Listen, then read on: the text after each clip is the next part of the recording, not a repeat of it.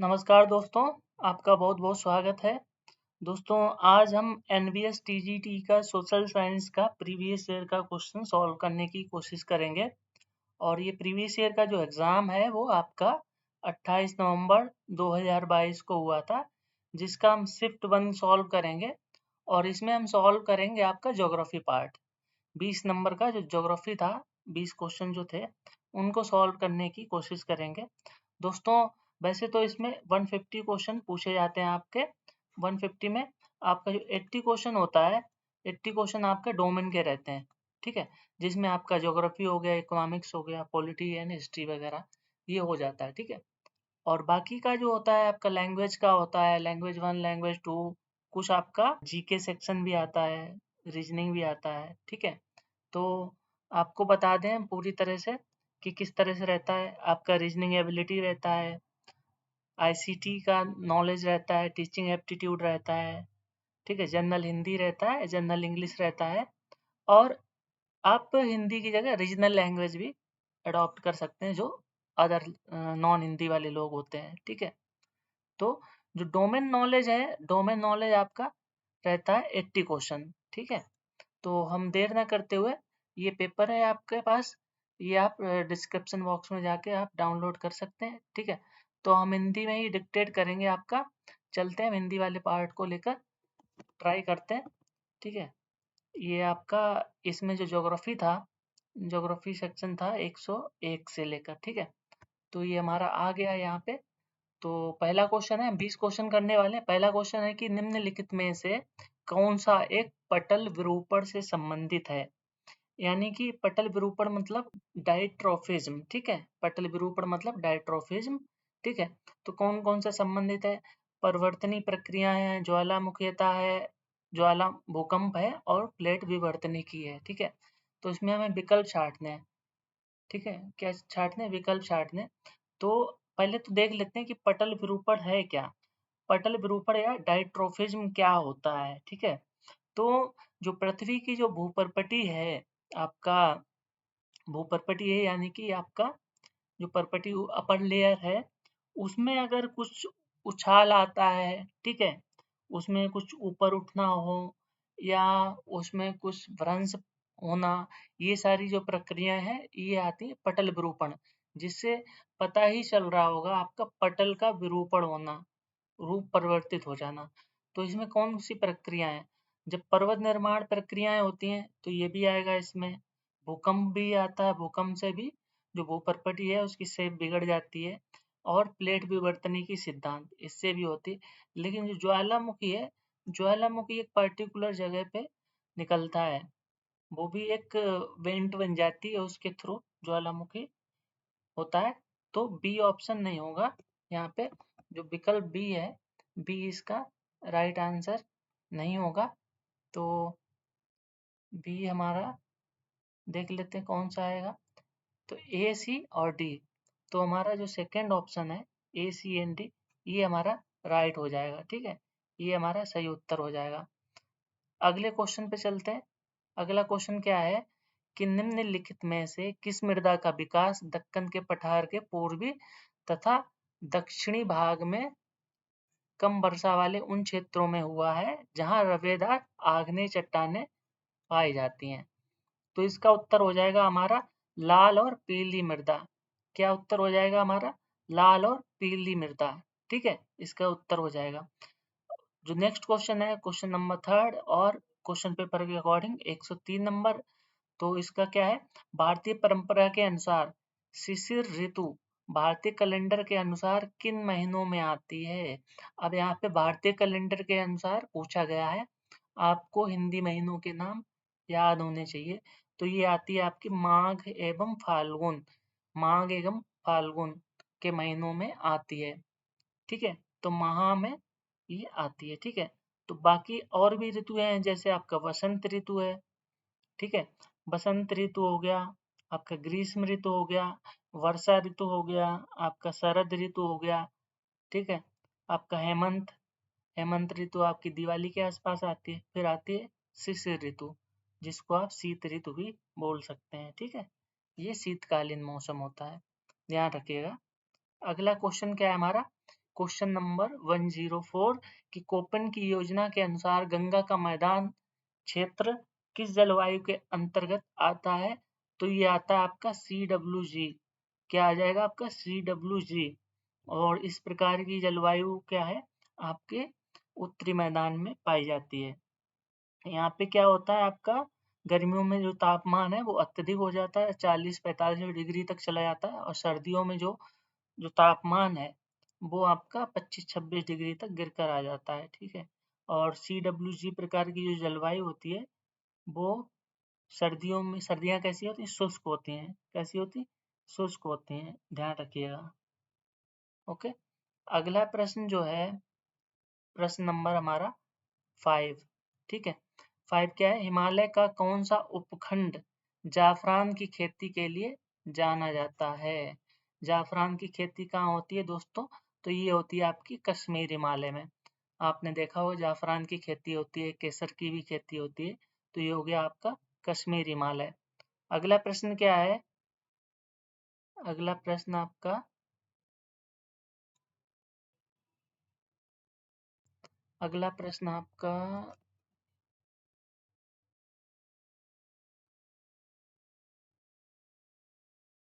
हाँ, अगला प्रश्न है आपका 6 नंबर प्रश्न है। ठीक है। इसको देख लेते हैं कि भारत की दक्षिणी सीमा 6 डिग्री 45 मिनट उत्तर अक्षांश के साथ निर्धारित होती है। ठीक है। और ये रेखा निम्नलिखित में से किसको छूकर गुजरती है? तो ये रेखा गुजरती है आपका अंडमान और निकोबार द्वीप समूह। क्या? आपका अंडमान और निकोबार द्वीप समूह। ठीक है, ध्यान रखेंगे। और यहाँ पे चौथा विकल्प दिया लक्षद्वीप एवं अंडमान निकोबार द्वीप समूह, तो ये हमारा सही उत्तर नहीं होगा। थर्ड जो है वो हमारा राइट आंसर हो जाएगा। तो इसमें क्या हो गया, आप देखेंगे कि जो भारत की मुख्य भूमि है वो मुख्य भूमि का क्या अक्षांश है? 8 डिग्री 4 मिनट। ठीक है।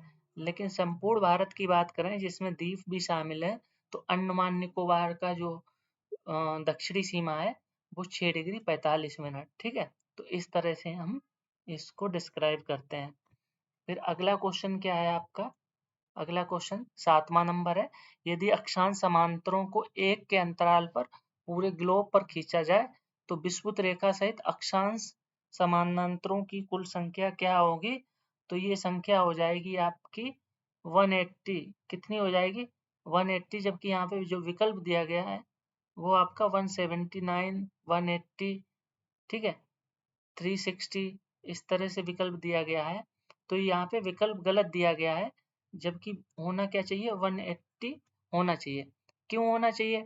एक तो आपका 0 डिग्री के अक्षांश हो गए, और बाकी क्या हो गया? 1 से लेकर 90 डिग्री नॉर्थ लेटीट्यूड, फिर 1 से लेकर आपका 90 डिग्री साउथ लेटीट्यूड।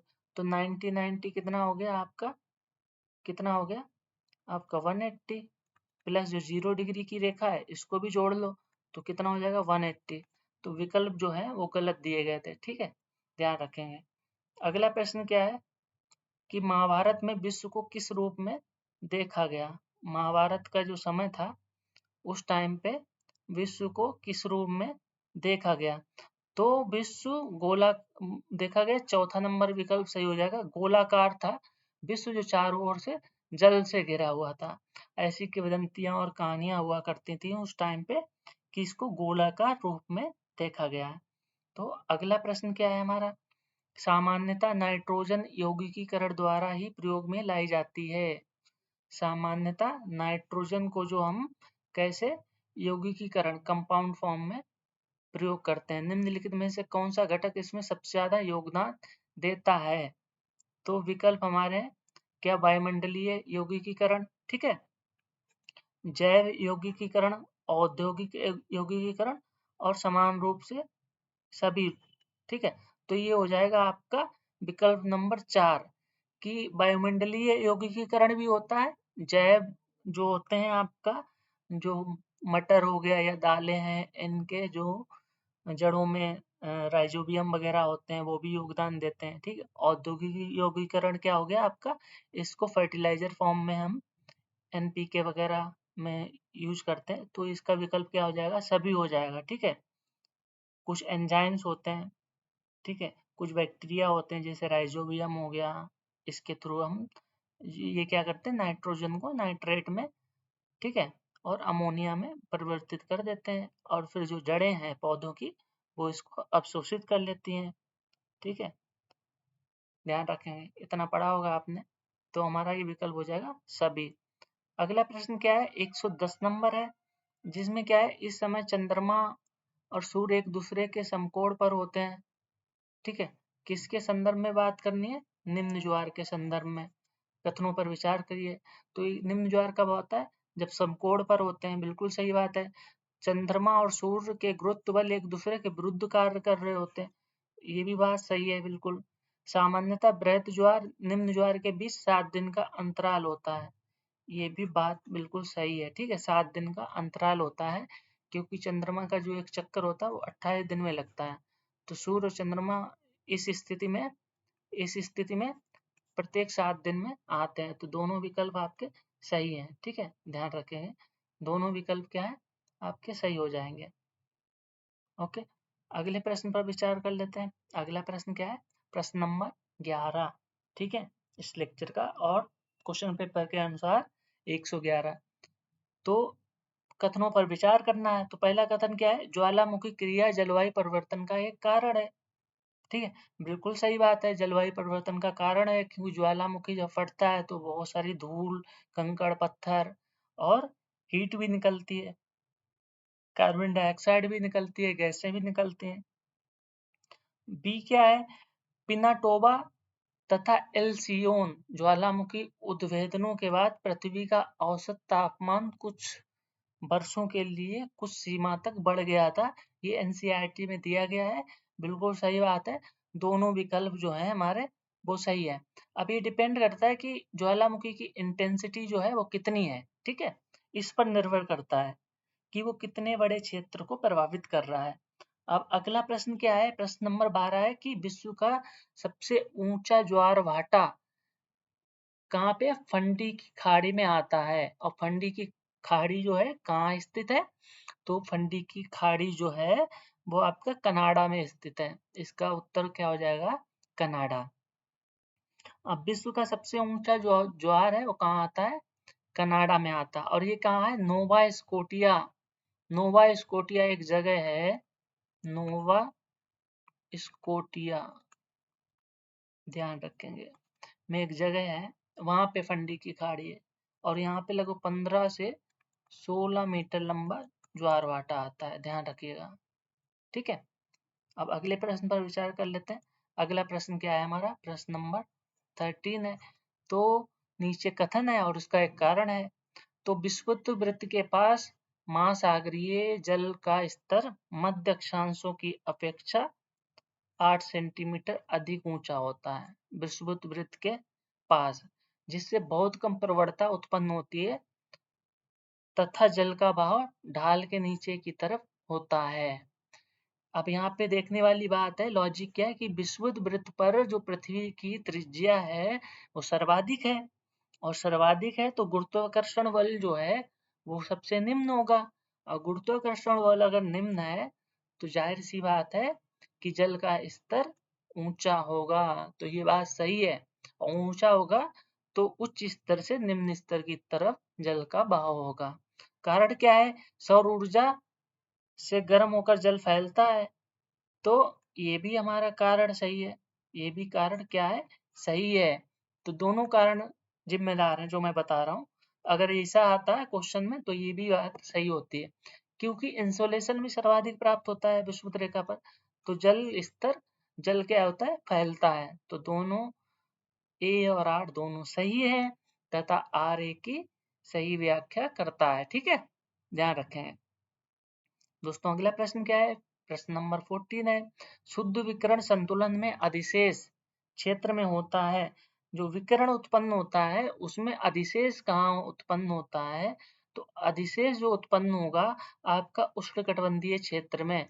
क्यों होता है, इसका लॉजिक ये है कि उष्णकटिबंधीय क्षेत्र में इंसोलेशन अधिक प्राप्त होता है, इंसोलेशन क्या है, अधिक प्राप्त होता है, और लेकिन जो इंसोलेशन है वो जो सूर्य तप है जो हीट है वो ट्रांसफर हो जाती है आपकी ध्रुवों की तरफ, इसीलिए जितनी हीट आती है जाती उतना कम है। मतलब जो आपका रेडिएशन है, ठीक है, रेडिएशन के थ्रू जो हीट आती है उससे कम मात्रा में हीट वापस जाती है, ठीक है।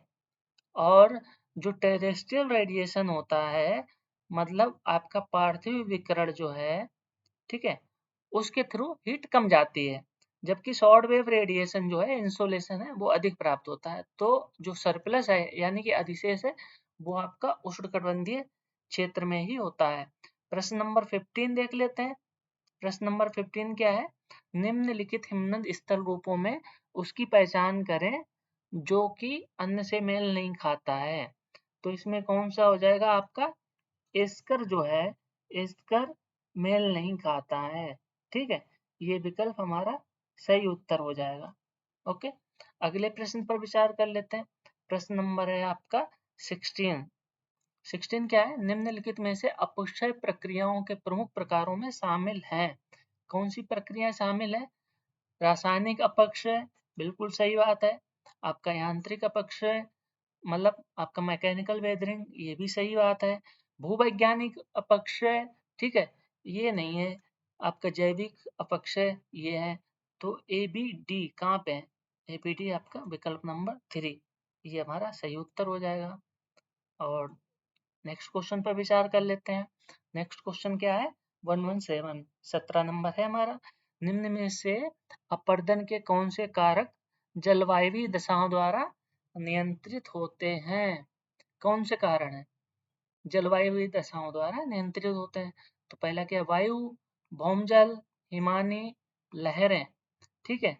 तो जो वायु है और लहरें हैं, ये जलवायु द्वारा नियंत्रित होते हैं।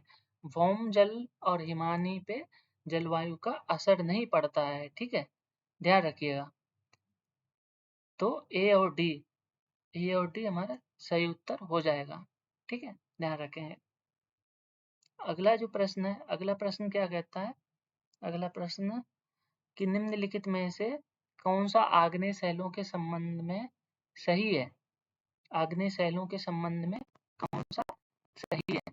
तो इनका निर्माण पृथ्वी के आंतरिक भाग में होता है, ठीक है।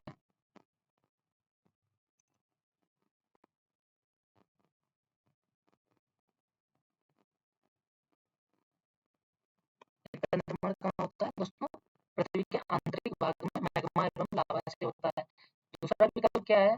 दूसरा विकल्प क्या है? आग्नेय शैलों के ठंडा एवं ठोस बनने की प्रक्रिया पृथ्वी सतह पर भी हो सकती है, तो ये भी बात सही है। तीसरा क्या? इनका वर्गीकरण इनकी बनावट के आधार पर किया जाता है। बिल्कुल इनकी बनावट के आधार पर, इनके कणों के आधार पर इनका वर्गीकरण किया जाता है। और डी विकल्प जो है, पिघले हुए पदार्थों की आकस्मिक शीलता या शीतलता के कारण बड़े और चिकने कण बन जाते हैं। बड़े और चिकने कण बन जाते हैं। तो क्या ये भी विकल्प सही है? तो ये विकल्प गलत है, ठीक है, ये विकल्प गलत है। तो आपका ए, बी और सी, ये विकल्प आपका सही है। वैसे जो विकल्प डी है, ये भी कुछ हद तक सही है, लेकिन यहाँ पे ए बी सी डी नहीं दिए गए। ए बी और सी जो है वो सही उत्तर है, इसलिए डी विकल्प जो है वो बात तो सही है कुछ हद तक, लेकिन यहाँ पे विकल्प दिया नहीं गया है, ध्यान रखेंगे, ठीक है। विकल्प जो है वो दिया नहीं गया है। तो अगले प्रश्न पर विचार कर लेते हैं। अगला प्रश्न क्या है हमारा? प्रश्न नंबर है आपका 119। तो इसमें क्या, निम्न में से कौन से पृथ्वी की आंतरिक संरचना की जानकारी के प्रत्यक्ष स्रोत हैं? इस पे जोड़ देना, प्रत्यक्ष स्रोत के बारे में बात की गई। तो पहला क्या है? गहरे समुद्र में प्रवेदन गतिविधियां, बिल्कुल सही है। दूसरा क्या है? ज्वालामुखी गतिविधियां, ये भी बिल्कुल सही है। तीसरा क्या है? खनन गतिविधियां, खनन भी आपका प्रत्यक्ष स्रोत है। चौथा क्या है? डी जो है, डी क्या है आपका? भूकंप संबंधी गतिविधियां। तो भूकंप संबंधी जो गतिविधियां हैं वो कैसा है अपना? अप्रत्यक्ष स्रोत है, ठीक है, ध्यान रखिए, अप्रत्यक्ष स्रोत है।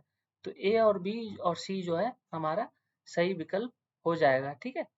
अब लास्ट क्वेश्चन है हमारा। लास्ट क्वेश्चन क्या है, क्वेश्चन नंबर 120 और लेक्चर के हिसाब से क्वेश्चन नंबर 20। ठीक है, पृथ्वी के उद्भव से जुड़े निम्नलिखित कथनों को पढ़िए और सही विकल्प चुनिए। ठीक है, पहला क्या है कि कथन क्या है, आरंभ में वायुमंडल में स्वतंत्र ऑक्सीजन की मात्रा बहुत कम थी। ठीक है, और दूसरा क्या है, वायुमंडल में ऑक्सीजन की मात्रा पूर्ण रूप से भरने से पहले महासागर ऑक्सीजन से संतृप्त हो गए थे। तो ये भी बात बिल्कुल सही है, ऑक्सीजन की मात्रा बहुत कम थी, लेकिन महासागरों में ऑक्सीजन की मात्रा या संतृप्त हो गए थे, ये सही है। ठीक है, तो इसलिए जो विकल्प है, विकल्प जो है ये गलत है, जो बी है वो गलत है। ऐसा नहीं था, महासागर ऑक्सीजन से पहले संतृप्त नहीं हो गए थे।